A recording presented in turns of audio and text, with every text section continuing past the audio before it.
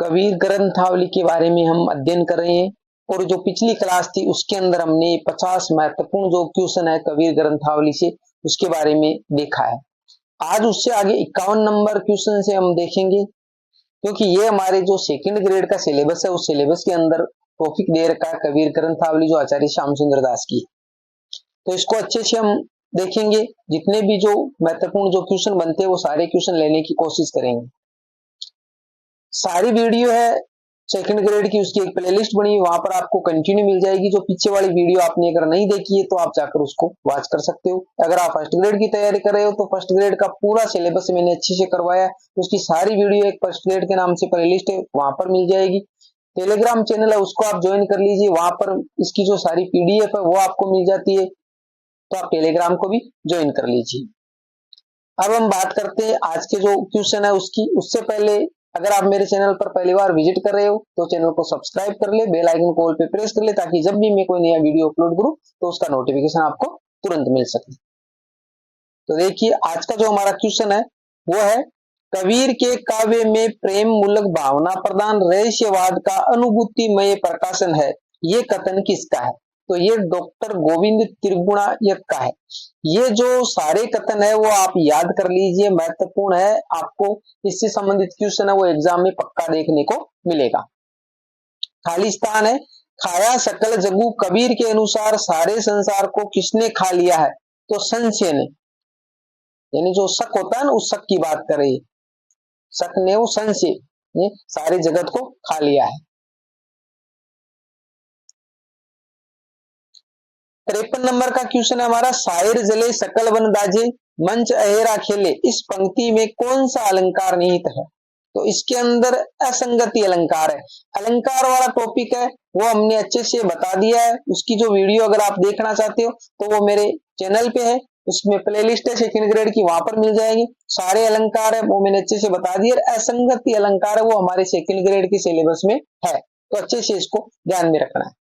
54 number का question देखिए, इस तन का दीवा करो बाती मेलू जीव, लोही सींचो तेल ज्यूं, कब मुख देखो पीव, पद में कौन सा अलंकार है? तो यहाँ पर सांग रूपक अलंकार है। अगर आपको ऐसे पूछे तो रूपक अलंकार है, और अगर सांग रूपक है, निरंग रूपक है, इस प्रकार परम्परित रूपक है, ये जो रूपक के प्रकार देकर पूछे तो यहाँ पर सांग रूप है, क्योंकि तन का दीवा यानी तन है उसको दीवा माना है, बाती मेलू जीव यानी बाती को जीव माना है, लोही सींचो तेल यानी तेल है वो लोही को माना है, जो हमारा रक्त होता है उसको। तो इस प्रकार इसमें जो अंगों का जो वर्णन किया गया इसलिए सांग रूपक हो गया। सांग का मतलब होता है सदन अंग, अंगों से वर्णन किया गया है। आगे देख 55 नंबर का हमारा क्वेश्चन है, कबीर के बीज के 3 भाग है वो कौन कौन से है? तो रमेनी, साखी, शब्द, और इसका क्रम है वो भी इसी प्रकार का पीछे वाले क्वेश्चनों मैंने बता दिया, पहले रमेनी है, फिर साखी है, फिर शब्द है। 56 नंबर का क्वेश्चन है, कुत्ता क्यों ले गई बिलाई, इस पद में बिलाई और कुत्ता का क्या मतलब है? तो माया और अज्ञानी, यानी कुत्ता को ले गई बिलाई, तो इसमें माया और अज्ञानी इसका प्रतीक रूप माना गया है। आगे देखिए 57 नंबर का क्वेश्चन, तू करता तू भया मुझ में रही न हूं, यहां कबीर ने तू का प्रयोग किसके लिए किया है? ब्रह्म के लिए, यानी तो ब्रह्म यानी जो भगवान है उसके लिए इसका प्रयोग किया तू का मतलब। इन्हें कहा तू करता तू भया मुझ में रही न हूं, हूं का मतलब यानी जो अहंकार है, अहंकार है वो नहीं रहा है। कबीर किस काल के कवि थे? तो कबीर है वो भक्ति काल के थे, कबीर है वो भक्ति काल के, क्योंकि जो भक्ति काल है हमारा भक्ति काल, उस भक्ति काल को 2 भागों में बांटा गया, एक तो निर्गुण था और एक है वो सगुण था। तो आपको ऐसे पूछे तो भक्ति काल बताना है, और अगर निर्गुण और सगुण पूछे तो निर्गुण में थे, और निर्गुण में भी 2 किए गए थे, एक तो ज्ञानाश्री था और एक प्रेमाश्री था। तो उसमें ज्ञानाश्री मानना है इसको, ठीक है, प्रेमाश्री में नहीं मानना है इसको, ज्ञानाश्री में मानना है।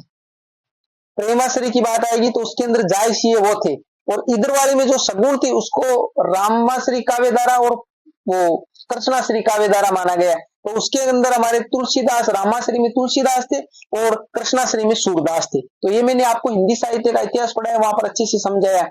तो आप हिंदी साहित्य के इतिहास को भी जाकर देख लीजिए, उसकी सारी वीडियो वो प्लेलिस्ट बनी है फर्स्ट ग्रेड की, वहां पर पूरा हिंदी साहित्य का इतिहास अच्छे से समझाया मैंने, तो आप जाकर उसको देख सकते हो। आगे देखिए 59 नंबर का क्वेश्चन है, रात्यो रुनी बिरहनी जो बंचों के कुंज, कबीर अंतर प्रगट्या बिरहा कुंज। कबीर ने विरहणी किसे कहा है? तो विरहणी वो आत्मा को कहा है। 60 नंबर का क्वेश्चन देखिए, प्रामाणिकता की दृष्टि से कबीर का सर्वप्रथम उल्लेख किस रचना में मिलता है? भक्तमाल में मिलता है, जो हमारे नाभादास की रचना है, नाभादास की रचना उसके अंदर मिलता है। 61 नंबर का क्वेश्चन है, कबीर शब्द का शाब्दिक अर्थ क्या माना जाता है? तो बड़ा व्यक्ति, यानी कबीर का मतलब होता है बड़ा व्यक्ति। 62 नंबर का क्वेश्चन देखिए, पूरे सु परचा भया सब दुख मेल्या दूरी, निर्मल किन ही आत्मा ताते सदा हजूरी। इस पद में पूरे सु का क्या अर्थ है? पूरे सु का क्या अर्थ है? तो उसका मतलब होता है परमात्मा।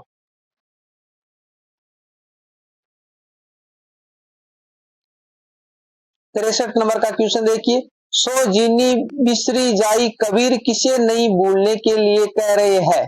तो सतगुरु को, कबीर है वो कह रहे कि सतगुरु को हमें नहीं भूलना चाहिए। 64 नंबर का क्वेश्चन देखिए, बीजक शब्द का शाब्दिक अर्थ क्या है? तो बीजक का मतलब होता है गुप्त धन को बताने वाली सूची।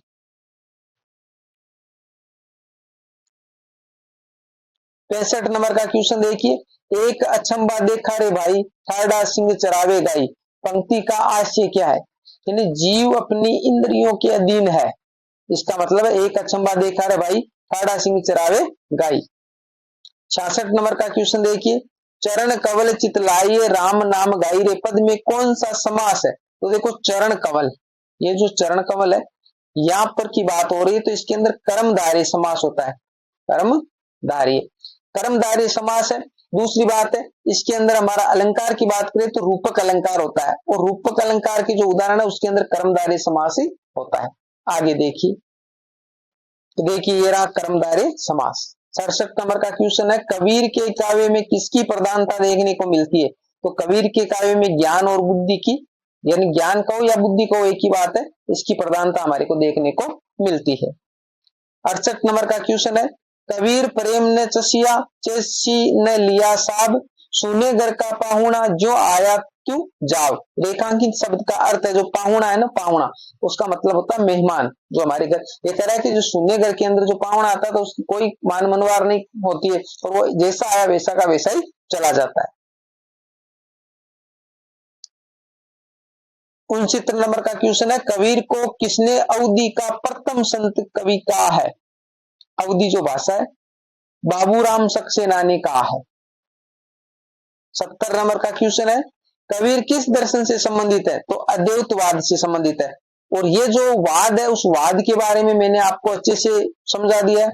एक सूत्र था सरामनी विच, एक बार थोड़ा यहां पर मैं आपको बता देता हूं, ये सरामनी विच आपको सूत्र याद करना है, और ये सारे वाद है वो याद हो जाएंगे। यानी पहले अद्वैतवाद, फिर नाम आएगा विशिष्ट अद्वैतवाद, विशिष्ट देवत्वाद, ठीक है, फिर आएगा देवत्वाद, फिर आएगा देवता देवत्वाद, फिर आएगा शुद्धा देवत्वाद, फिर चैतन्य वो भेदा भेदवाद, इस प्रकार होंगे। तो अब इसको क्रम से आपको याद करना है, क्योंकि पहले ऐसे स्टार्ट होगा जिस प्रकार हमारे स्वर स्टार्ट होते, तो अद्वैतवाद पहले रखना, फिर विशिष्ट देवत्वाद, फिर देवत्वाद, फिर देवता देवत्वाद, फिर शुद्धा देवत्वाद, फिर चैतन्य भेदा भेदवाद। अब सरामनिविच ये सूत्र आपको लगाना, इसको क्रम से आप सेट कर दो। तो स का मतलब शंकराचार्य, और देवत्वाद का मतलब शंकराचार्य, फिर रामानुजाचार्य, मैं से मध्वाचार्य, नी से निम्बार्काचार्य, वी से विष्णु स्वामी या बल्लभाचार्य, और च से चैतन्य महाप्रभु। तो इन सभी संप्रदायों के आपके जो प्रवर्तक है वो याद हो जाएंगे। आगे देखो, इसको मैंने अच्छे से हिंदी साहित्य का इतिहास पढ़ा है, वहां पर बताया, वहां जाकर आप अच्छे से इसको समझ सकते हो।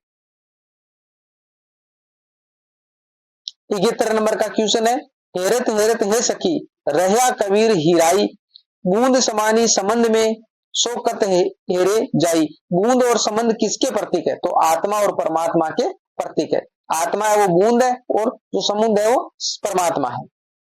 72 नंबर है, हरियोद द्वारा संपादित कबीर वचनावली का प्रकाशन कब हुआ था? तो 1916 में। कबीर ग्रंथावली की बात, कबीर ग्रंथावली जो अभी हम पढ़ रहे हैं श्याम सुंदर दास की, वो 1927 में है।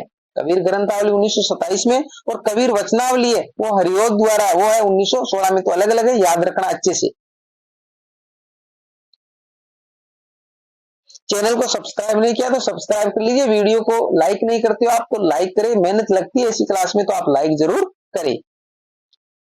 73 नंबर का क्वेश्चन है, पुहुप बिना एक तरवर फलिया बिन कर तूर बजाया, इस पंक्ति में कौन सा अलंकार प्रयुक्त हुआ? तो देखो बिना, बिना शब्द आए तो वहां पर विभावना अलंकार होता है, और विभावना अलंकार हमारे सिलेबस में मैंने अच्छे से इसको समझाया। बिन, बिना, बिनु ऐसे जो वाचक शब्द आए तो वहां पर विभावना अलंकार होता है। पुहुप बिना एक तरवर फलिया, यानी पुप यानी पुष्प होता है, जो फूल होता है, फूल के बिना ही तरवर फलिया। नहीं तर होती हानि, कबीर के अनुसार हानि कब होती, यानी नुकसान कब होता? यानी यदि सतगुरु नहीं मिलते। कबीर ने बताया कि अगर मेरे को ये सतगुरु नहीं मिलते तो बहुत बड़ा नुकसान हो जाता। आगे तक 75 नंबर का क्वेश्चन है, कबीर के शिष्य का क्या नाम था? धर्मदास था, जिसने बीजक का जो है संपादन किया है, संकलन किया है धर्मदास ने। 76 नंबर का क्वेश्चन है, हिरदा भीतरी दो बले धुआं प्रगट न होई, जाके लागा सो लखत है, जी लाइफ होगा पद में कौन सा अलंकार है? या लाइफ नहीं होगा, शायद लाइक है, होगा पद में कौन सा रस है? तो इसके अंदर वियोग श्रृंगार है। देखो हिरदा भीतरी दो बले, बलने का मतलब जलना है यहाँ पर, बले धुआं प्रकट न होई, तो यानी कि ना जलना का मतलब जो विरह में जल रहे हैं, तो वियोग श्रृंगार है। थोड़ा पढ़ोगे तो आपको थोड़ा इसका अपने आप ही आ जाएगा कि वियोग है या संयोग है। कबीर ने आत्मा को क्या माना है? पत्नी माना है, और परमात्मा को पति माना है, यानी प्रतीक रूप में रखा है। हमारा जो संत काव्य है उसके अंदर जो आत्मा उसको पत्नी माना गया है, आत्मा है उसको क्या माना गया? पत्नी माना गया। और परमात्मा है, परमात्मा उसको क्या माना गया? पति माना गया। और जो हमारा ये सूफी काव्यधारा है, जो प्रेमाश्री काव्यधारा, उसके अंदर इसका उल्टा किया गया, वहां पर जो आत्मा उसको पति माना गया, तो ये आपको ध्यान में रखना है, और परमात्मा उसको पत्नी माना गया है। कहे कबीर हम ब्याही चले हैं, पुरुष एक अविनाशी, अविनाशी पुरुष से क्या तात्पर्य? यानी परमात्मा, यानी परमात्मा से वो कहते दुल्हनी गाऊ मंगलाचार हम घर आए राजा राम बरतार। तो कहने का मतलब जो कबीर है उसने कहा कि वो जो परमात्मा उससे वो आत्मा वो शादी करने, विवाह करने के लिए जा रही है। 79 नंबर का क्वेश्चन है, सतगुरु दीना धीर, सतगुरु ने धैर्य धारण का ज्ञान कैसे दिया? ज्ञान की चौकी पर बैठा कर।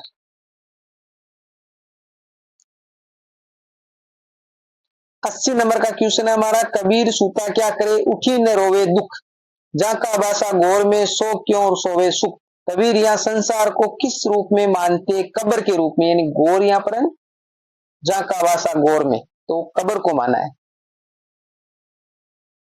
सुई पीवे ब्राह्मण मतवाला, फल लागा बिन बाड़ी, फल लागा बिन बाड़ी का आशय क्या है? यानी बिना धर्मांडर व पाखंड के ब्रह्म का साक्षात्कार हो गया है। आगे हमारा 82 नंबर का क्वेश्चन है, कबीर शीप संबंध की रटे, पियास पियास कबीर के अनुसार शीप का आशय है। शीप का मतलब होता है आत्मा, यहाँ पर कबीर ने उसका मतलब आत्मा लिया है। 83 नंबर का क्वेश्चन देखिए, मान सरोवर सुबर जल हंसा केली कराई, मुक्ता फल मुक्ता चुगे अब उड़ी अनंत न जाई। यह हंसा से तात्पर्य जीवात्मा, यानी जो हंस है उसको जीवात्मा यानी आत्मा माना गया है। हमारे गाने के अंदर भी है ना, उड़ गया हंस अकेला, तो हंस का मतलब ये कि आत्मा, हंस यानी आत्मा है। तो जब भी आदमी की मृत्यु होती है तो आत्मा वो तो इसलिए कहते हैं उड़ गया हंस अकेला, तो वो अकेले ही जाती है। बीजक के किस भाग में दार्शनिक विचार संबंधी पद है? तो दार्शनिक विचार संबंधी पद है वो रमेनी के अंदर है। बीजक के 3 है, साकी शब्द और रमेनी, तो रमेनी के अंदर है वो दार्शनिक विचार मिलते हैं। 85 नंबर का क्वेश्चन देखिए, कबीर की भाषा हिंदुस्तानी और ब्रज का मिश्रित रूप है, ये बात किस विद्वान ने कही है? ये सुनीति कुमार चटर्जी ने कहा है कि कबीर की भाषा के अंदर हिंदुस्तानी और ब्रज है, उस दोनों का मिश्रण मिलता है। 86 नंबर का क्वेश्चन देखिए, चोट सताणी पिरह की सब तन जर जर होई, या पिरह यानी विरह होगा, ठीक है, विरह की। मारण हारा जानी है कि जिही लाई सोई, रेखांकित शब्द का आशय मारण हारा, तो परमात्मा है हमारे को, जो हमने मान रखा है कि भाई जो परमात्मा वही हमारे को मारने वाला है और वही जीवित रखने वाला है। आगे हमारा 87 नंबर का क्वेश्चन है, रोहे मृग संसा वन घेरे पारदी बाण ने भेले, इस पद में पार्थी किसे कहा गया है? साधक को, साधकों को पार्थी कहा गया है। 88 नंबर का क्वेश्चन है, गुरु प्रसाद सुई के नाके हंसतो आवे जाई, कबीर की इस पंक्ति का क्या मतलब है? गुरु की कृपा या अनुग्रह से असंभव कार्य भी पूर्ण हो जाते हैं, यानी गुरु प्रसाद सुई के नाके, यानी गुरु का अगर हमारे पे कृपा हो जाए, उसका प्रसाद हो जाए, तो सुई का जो नाका होता है ना, छोटा सा होता है, उसमें से भी हाथी निकल सकता है, यानी असंभव कार्य वो भी संभव हो सकता है। 89 नंबर का क्वेश्चन देखिए, आज तक हिंदी में इतना जबरदस्त व्यंग्य लेखक नहीं हुआ, कबीर के संबंध में यह बात किस विद्वान ने कही है? तो आंसर इसका अगले पैराग्राफ में है। ये बात कबीर के संबंध में आचार्य हजारी प्रसाद द्विवेदी ने कही है। ये जो सारे जो कथन है वो आप अच्छे से याद कर लीजिए, वहां पर एग्जाम में कंफ्यूजन होता है, तो इसको याद करने के लिए मैंने आपको कई बार ट्रिक बताई है कि जो भी जो कथन होता है उसमें से एक शब्द को पकड़ लीजिए और शब्द को इसके अटैच कर दीजिए, तो आपको याद करने में सुविधा होगी। चकवी बिछुरी रेन की आई मिले प्रभाती, जे जन बिछुटे राम सूते दिन मिले न जाती, या रेखांकित पद का क्या आशय? आत्मा।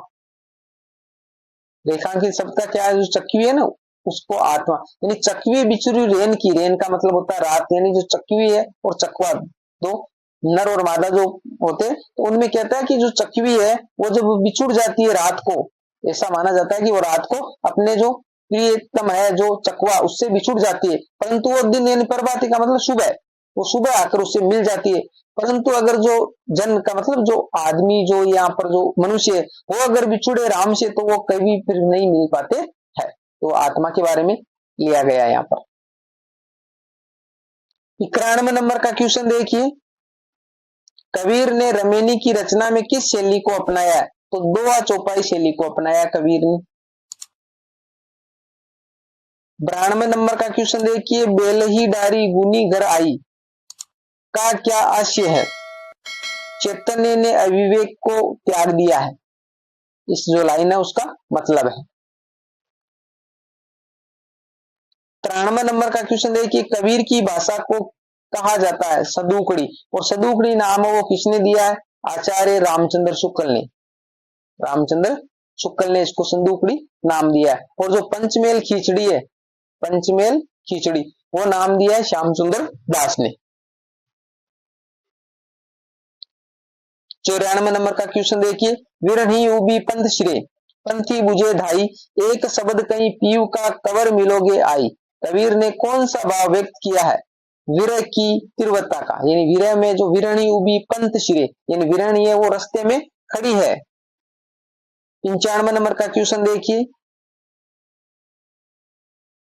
उन्होंने भारतीय ब्रह्मवाद के साथ सूफियों के भावात्मक रहस्यवाद, हठयोगियों के साधनात्मक रहस्यवाद और वैष्णवों के अहिंसावाद तथा प्रकृतिवाद का मेल करके अपना पंथ खड़ा किया।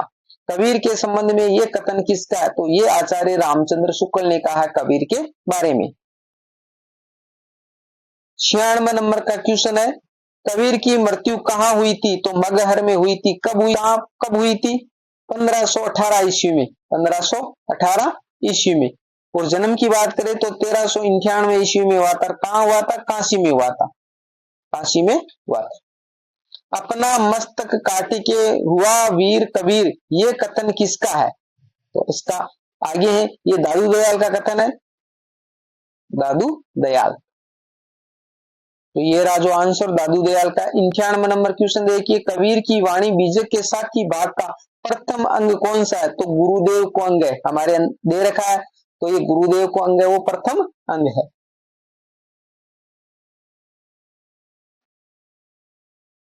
99 नंबर का क्वेश्चन है, सट दल कंवल निवासिया बहु की फेरी मिलाई रे, दुहू के बीची समाधियां ता काल ने पासे आई रे, कबीर दर्शन में कंवल का क्या अभिप्राय? कंवल का चक्कर से। 100 नंबर का क्वेश्चन जो इस क्लास का लास्ट क्वेश्चन है, शायर जले सकल बन दाचे मंच अहेरा खेले, पंक्ति में अलंकार है तो असंगति अलंकार है, यानी शायर जले सकल बन दाचे मंच अहेरा खेले, इसके अंदर असंगति अलंकार है और अलंकार मैंने आपको अच्छे से समझा दिए है। अब इसके बाद में हम एक क्लास और करेंगे जो कबीर ग्रंथावली से संबंधित होगी। उसके अंदर हम और क्वेश्चन देखिए 50-60 के लगभग और क्वेश्चन बनेंगे, वो जितने भी पीछे क्वेश्चन बनेंगे वो सारे क्वेश्चन इसमें लेने की कोशिश करेंगे। तो उसके बाद में हमारी कबीर ग्रंथावली है, उससे संबंधित जो सारे महत्वपूर्ण जो क्वेश्चन आंसर वो कंप्लीट हो जाएंगे, फिर हम दूसरे को देखेंगे। उम्मीद करता हूँ ये क्लास आपको अच्छी लगी होगी। अगर अच्छी लगी है तो इसको लाइक करिए, अपने दोस्तों के साथ में भी शेयर कीजिए। वीडियो पसंद आती है तो आप इसको लाइक किया करें, दोस्तों के साथ में शेयर किया करें। आप लाइक नहीं करते हो, शेयर नहीं करते हो। दूसरी बात, चैनल को अभी तक सब्सक्राइब नहीं किया तो सब्सक्राइब जरूर कर ले। मिलते हैं अगली वीडियो में, तब तक के लिए जय भीम, जय भारत।